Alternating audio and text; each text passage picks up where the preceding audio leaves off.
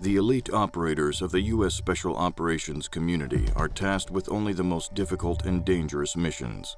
The subject featured in the following interview operated within this community and acted as a consultant on the development of Medal of Honor.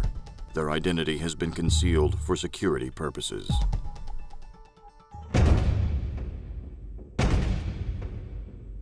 I had a teacher, in high school reading about history, and I remember telling her, because I was kind of a smart ass, and I told her, I don't want to read about somebody else. I want to make history. I want to do it. The kind of character traits that a Tier 1 guy needs to possess: obviously the physicality. He's got to be in good shape. He doesn't have to be the strongest guy, but he's got to be a guy that probably is well above average. Intelligence-wise, they got to be smart guys. In the big Army, you're more of a hammer. It's a large instrument. When you start talking about the Tier 1 elements, it's much more of a scalpel approach. You're trying to do something very surgical. You're trying to do things with the most precise element that you can bring to bear. And a lot of times that can be just a single Tier 1 operator.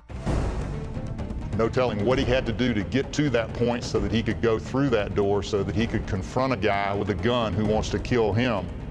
And he is going to try to, in a very surgical method, apply the very precise amount of damage to the bad guys without inflicting any damage on the hostages that may be in there.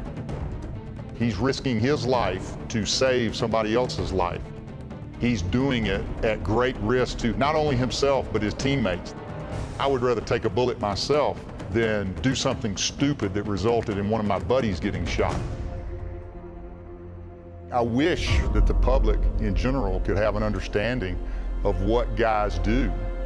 Not just what they do operationally, but what they sacrifice for years and years and years in order to be the guy who is at the tip of the spear.